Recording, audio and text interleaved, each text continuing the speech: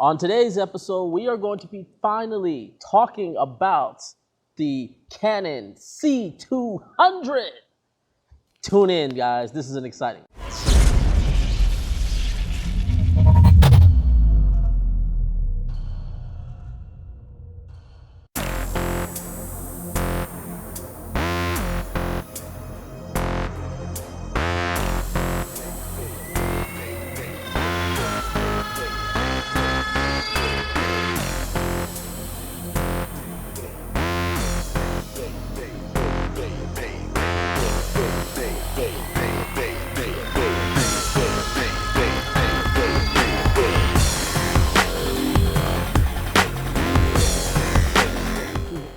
Hello everybody, my name's James Jackson. As you can see, we're in a different shooting environment. I'm hoping that this location will be my permanent base of operations for all my YouTube vlogs going forward.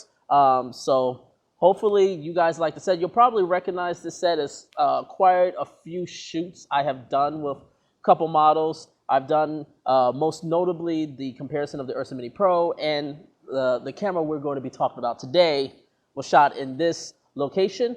So hopefully it says, and excuse all the noise, it just all of a sudden, right as before I was about to record, it just started pouring down rain like crazy. So you may hear that, so I do apologize for that. But today is an exciting day. Today I am finally going to be giving my review of this guy, the Canon C200. I've had the camera now for about 4 months now, a little bit over 4 months now, and it has been such an experience with it, to say the least. I've done quite a different types of shooting environments, event stuff like weddings, concerts. We've done a couple creative shots. Done some shots on gimbals, but today I'm going to give my overall view of the camera so you guys can decide if this camera is right for you. Similar to my review of the Panasonic Lumix GH5S, I'm going to give you my quick thoughts about it if you want to just see if you want it or not, and then we'll go deeper into the review itself. So my overall thoughts is this is this is the best camera that I have ever worked with in my career of filmmaking. It is my favorite camera to work with. I love the image that comes out of this camera, whether if it's the RAW or the 8-bit codecs. It's a joy to work with. But more importantly, this is a camera that works with you and not works against you. As many cameras out there on the market right now, you may have to struggle a bit to work with them. This one doesn't. This one goes at the pace you do, and that's one of the things that I love about it. The autofocus is second to none in my experience. And I know you guys are interested about the RAW format. The RAW is amazing, and but it's not just the autofocus. It's not just the RAW. It's just the fact that you can go into so many different shooting environments with this camera and it will handle it. And that's the thing that to me is saying, if you have the means to get one of these cameras, get it, because it's going to do such wonders. It has so many assist features that wasn't really discussed when it first comes out, but sort of what we discovered over time. The audio features on this thing has saved my neck quite a few times. So the way it's able to handle different audio formats is amazing. So I can go on and on about it, but overall, to me, this is Canon has created one of the greatest cameras in the market that's sub $10,000 right now.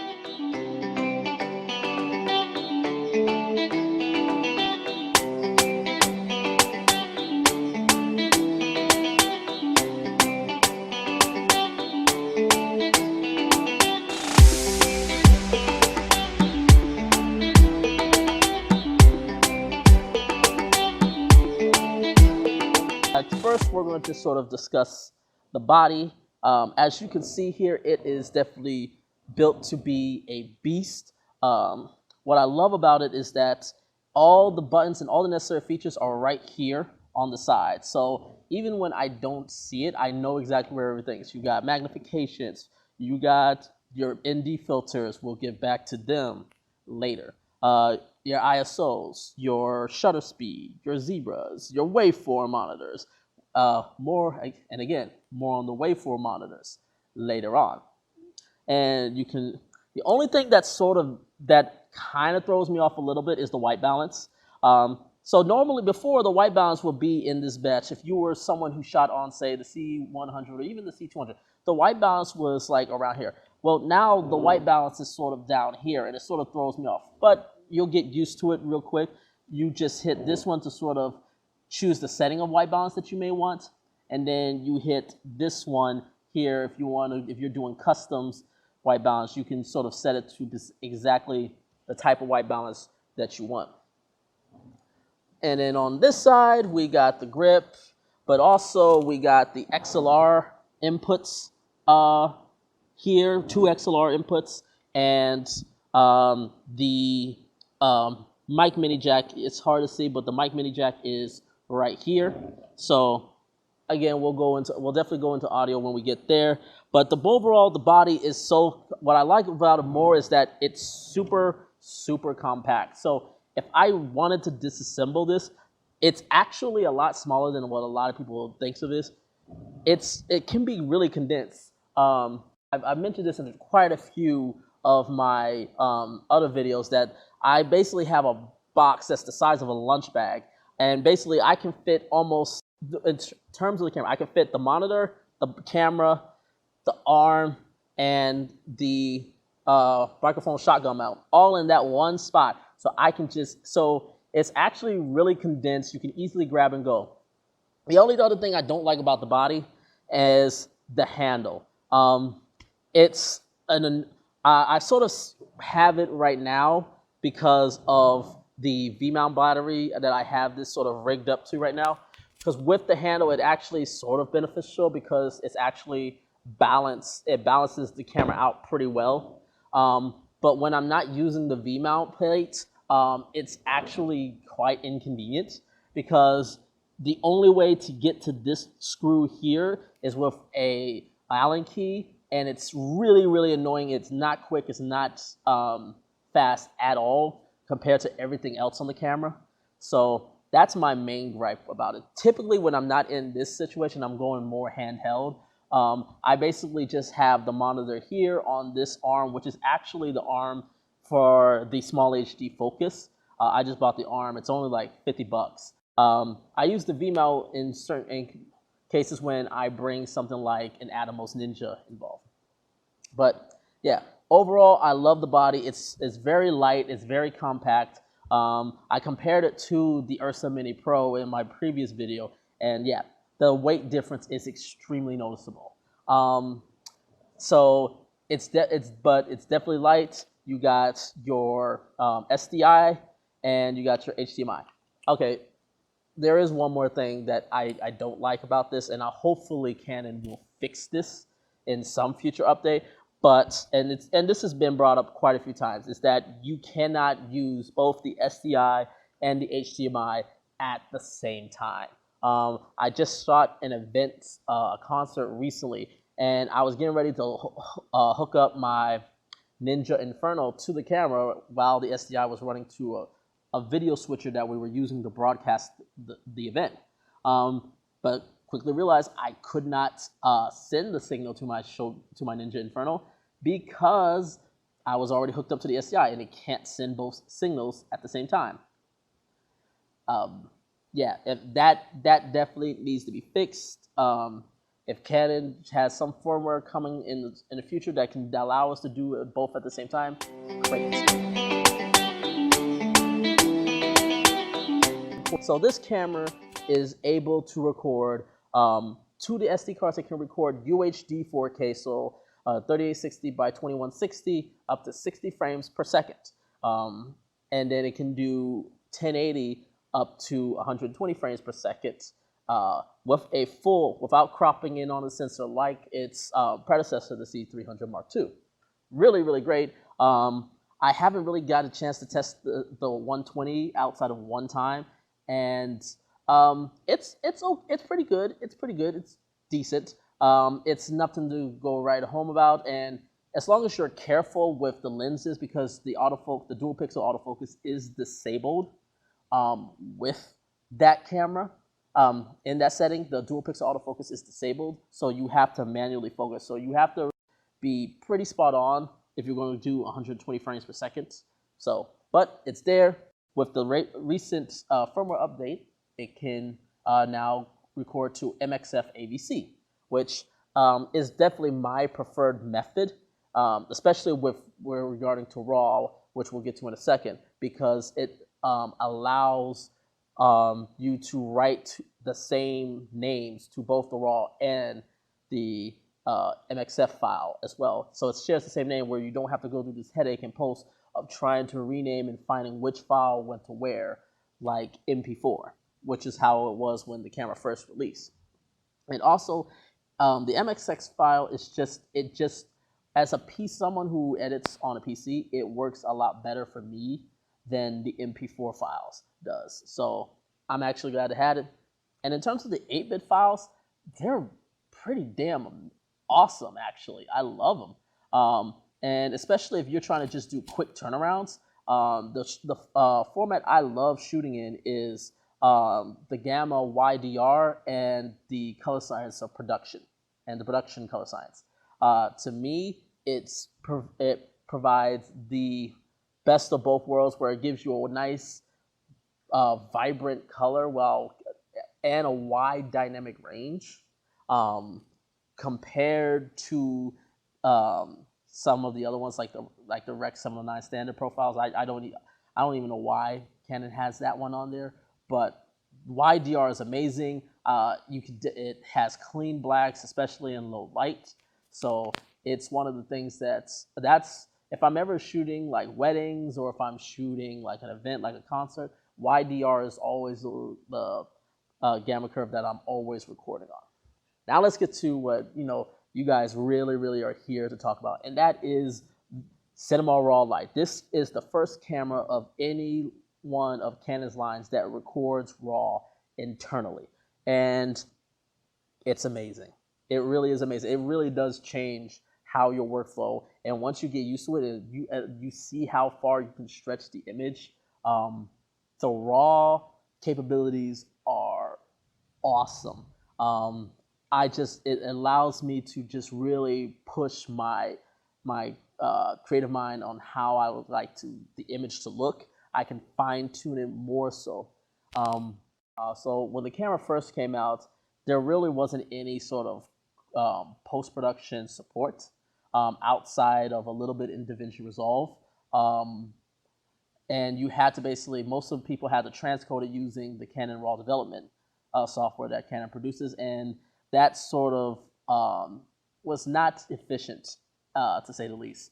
But recently, all 3 of the major NLEs, Final Cut 10, Premiere Pro, and DaVinci Resolve, have made dramatic improvements to support this codec.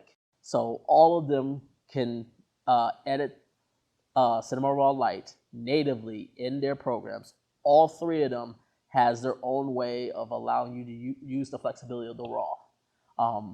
Resolve is my favorite one to use for editing Cinema Raw Light, and that is because with the recent changes to the beta version of Resolve 15, because 15 is not officially out yet, but with Resolve 15, you can now edit almost everything that you could edit with a Blackmagic camera in Resolve natively. So you can change the white balance, you can change the shadows, the ISO, well, not the ISO, you can change the tints, you can change the highlights, you can change the gain, you can change the lift, you can change all of that, because all of it is metadata. You can change all of that before you even touch the nodes in DaVinci Resolve. So in a sense, you can basically correct your image entirely before you even start adding any effects with the color grade nodes in Resolve. And that's the thing that I love the most about working with Resolve, because it gives the most flexibility out of all the ones. That one gives the most flexibility.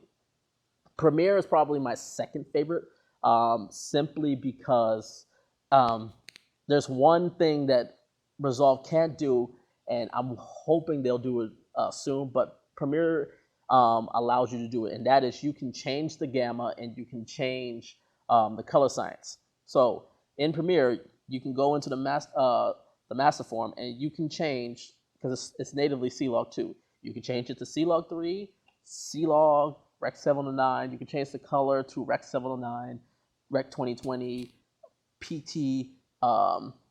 So you could change the color science and all that in Premiere.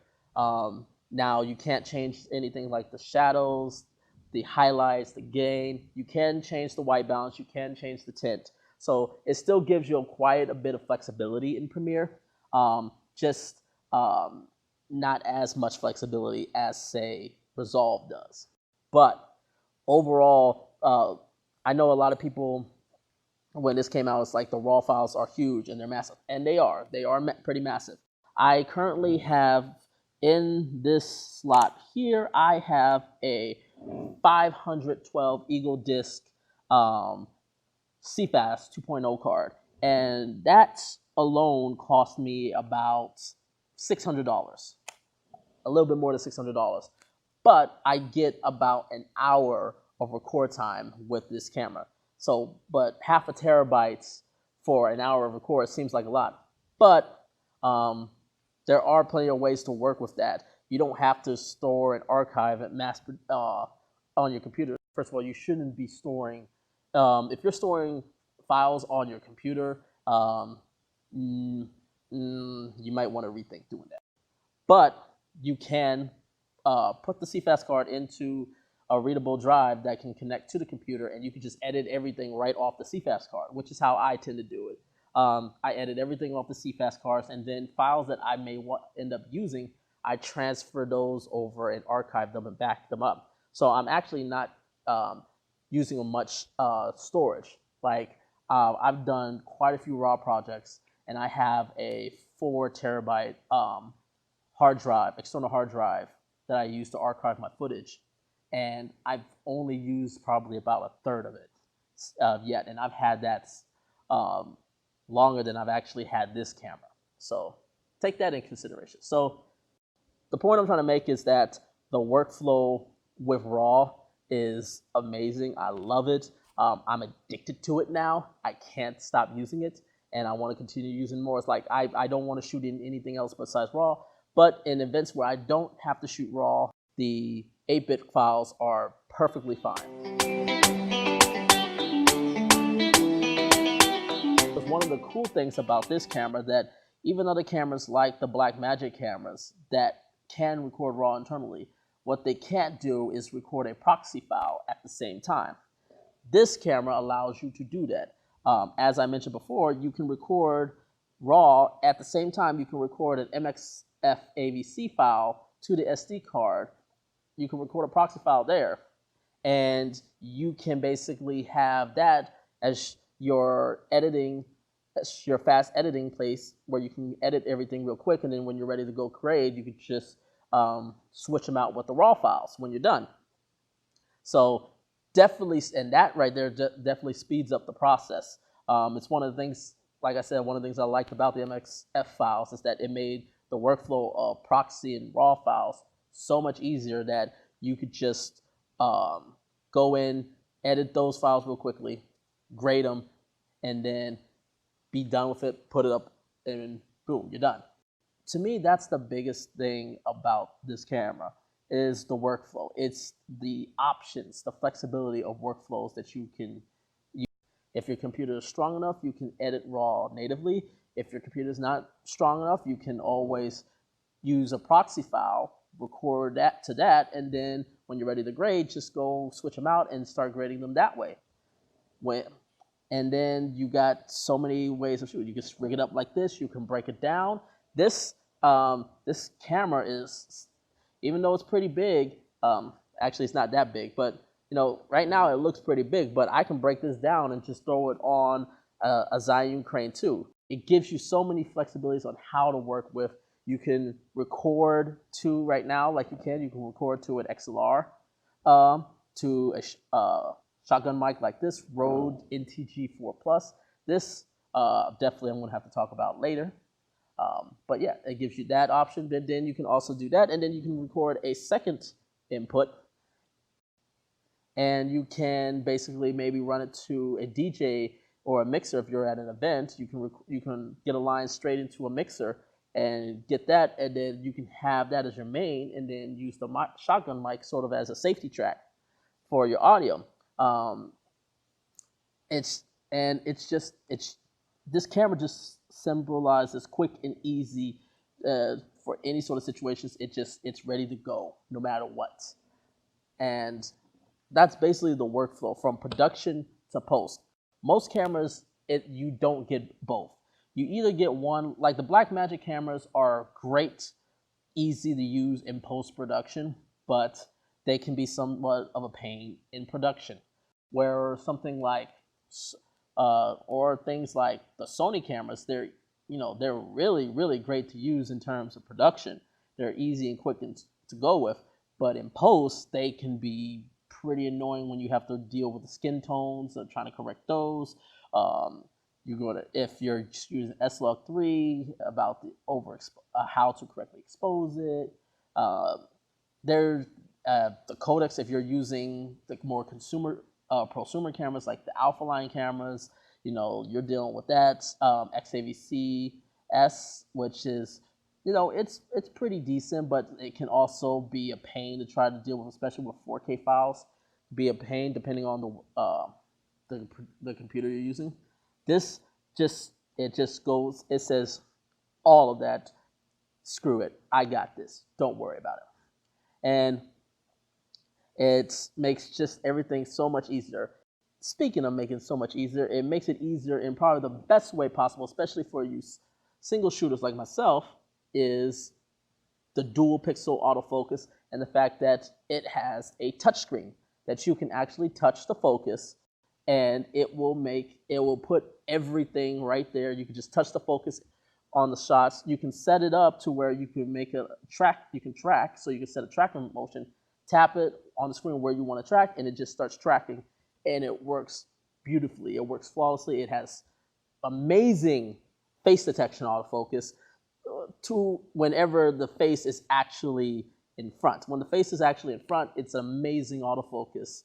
The problem is once, depending on how you use it. Now, it has face detection, face only or face priority. Face only is probably is the one I would suggest using, because with face priority, what will happen is whenever it loses the face, it's just going to go back to where you had the box left. So if the person is in a different area than where the box left, it's going to, all of a sudden, it's just going to quickly shift. Whereas face priority is basically going to do is it's going to keep the same focal length it was at until it finds the next face, which I think is much more controllable than face priority. So, but the autofocus on this is amazing. What I love about it is that I can easily just give this to somebody and they can easily figure out to set the autofocus. They just touch it and tap it. It's a great, if you're doing multiple things, not only big projects, but maybe you're doing YouTube as well. You can easily do something like this where you can flip it over, and now you got a vol. You can just touch.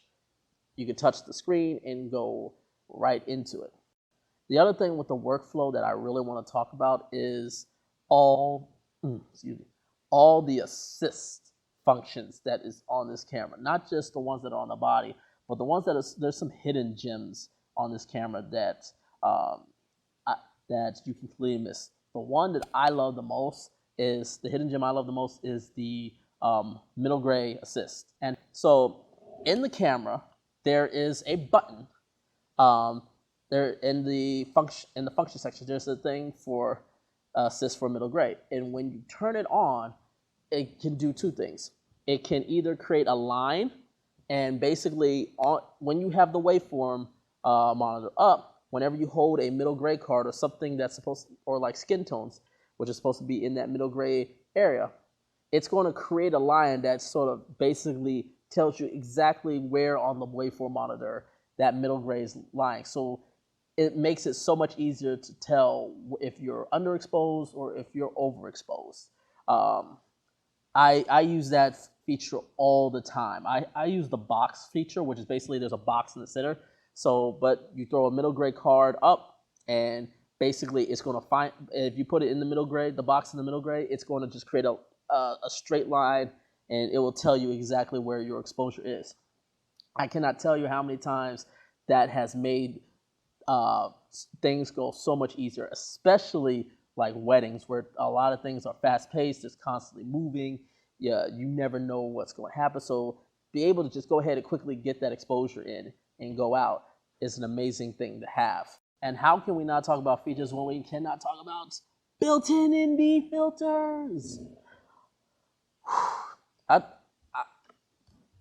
need to talk to you guys for real. I cannot, as someone who spent the past year or so shooting on the GH5, I cannot begin to describe how much of a godsend built-in NDs are to have with a camera. If you guys have ever used built-in NDs, you never want to ever go back to them. And what's amazing about this is they have this typical 2, 4, 6 stops that most cameras that have built-in NDs have. But there's an extension mode where it allows you to go to 8 stops and even up to 10 stops of ND filters. And that right there saved my behind. That 10 stops saved my behind when I did my shoot on the beach, because with all the reflection from the water, and then it was super bright. It was like at 1 o'clock in the afternoon, so it was a lot of contrast. And I still wanted to shoot wide open, but I couldn't. Even with the 6 stops, it was still would have been too bright. But the 10 stops allowed me to go ahead and get the shots that I needed for that shoot on the beach. I gotta tell you, it's one of the reasons why I hardly ever touch the GH5S anymore, because I know of these built-in NDs. They just make things so much easier when I don't have to screw on a filter onto the front of the lens, or if I'm shooting with a rig system like this, get a matte box and then slide the NDs in front of the matte box. It saves me so much time. So, and it's so much easier to work with. Again, building things to make your life easier. And I cannot. It's NDs. I love them.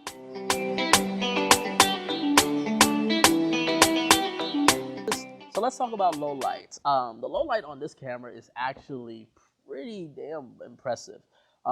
It's not as good as the C100 Mark II, in my personal opinion, but it's still definitely usable. I would say you can definitely go as high as 12,800 ISO, and you still have a pretty solid clean image. There's definitely some noise at that point, but it's definitely salvageable. You can easily clean it up in Neat Video or whatever noise reduction software that you use without too much loss of quality. Once you get to 20,000 ISO, it definitely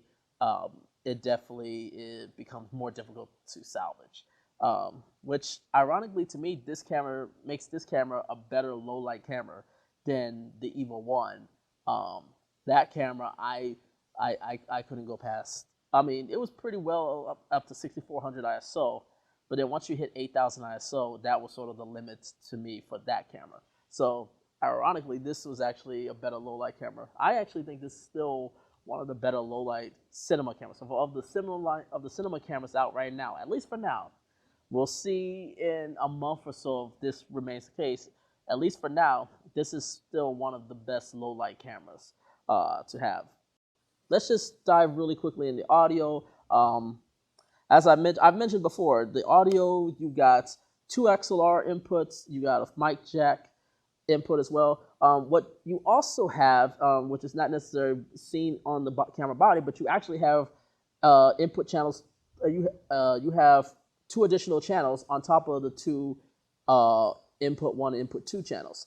So you can actually have up to three different input setups, where you can have input one and input two on one channel, and then you can have input three and four on a completely separate. So three different audio running into the camera at the same time um, has saved me so many times doing events where I'll be looking like, oh my god, I blew the audio, but then I recorded channels 3 and 4 as safety tracks, and then I just switched those in, and I was able to salvage it, make all the adjustments I could. So the audios are amazing. On the audio inputs are amazing. It definitely gives you some definitely pro feature. The preamps are great. I love the audio features of this camera. So I guess it's time to give my overall thoughts about this camera. And overall, this has been an amazing camera to work with. I love working with this camera. I'm going to have this for quite some time, unless Canon can somehow come out with a cinema camera that's better than this at less of the price that I got it, which was $7,500. I don't see any other cameras that can provide as many functionalities, as much of a workflow flexibility, all these different features with it, while still maintaining shooting raw internally. Granted, there is no 10-bit 422, but honestly, for what this camera is designed for, which is event shooting, music videos, commercial shooting, any content delivered for the web, short films, indie filmmakers. This hits documentaries. This camera hits all of that and then some, and it just makes everything run so smoothly once you see and once you work with this camera. And to be perfectly honest, I know, because I know a lot of people are looking towards the Blackmagic Pocket Cinema Camera 4K, myself included. I ain't gonna lie about that. But I definitely would not trade the Pocket Cinema camera for this camera, simply because, there is something to be said about aesthetics. I know a lot of people are definitely looking at the Sony camera, especially the alpha cameras. Like, hopefully we'll hear something about the Sony a7S III, the GH5, the GH5S. But there is something to be said that clients do look at a camera like this, and I've experienced it myself, where they'll see me working with this camera and they will want to work with me even more so. Whereas the other cameras, they'll sort of wait to see what I can deliver. They just look at this and they just go, hey, yeah, I want to work with you. It's sort of shallow a bit, but, it has got me paid. And that is ultimately what this camera is designed for. This camera is saying, do you want to get paid or not? And this camera says, I'm here to help you get paid. So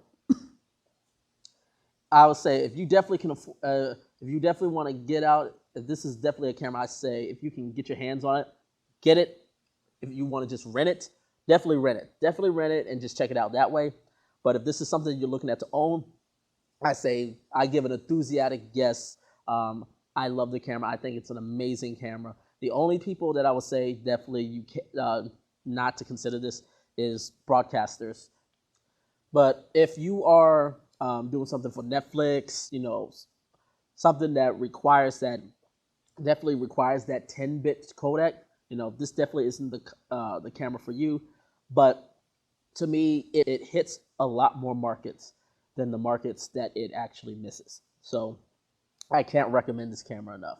But thank you guys for watching. If you are a C200 owner, or if you've rented the camera, what has been your experiences? Let me know. Make sure to leave a like, leave a comment below. Make sure to hit that subscribe button. And until next time, take care.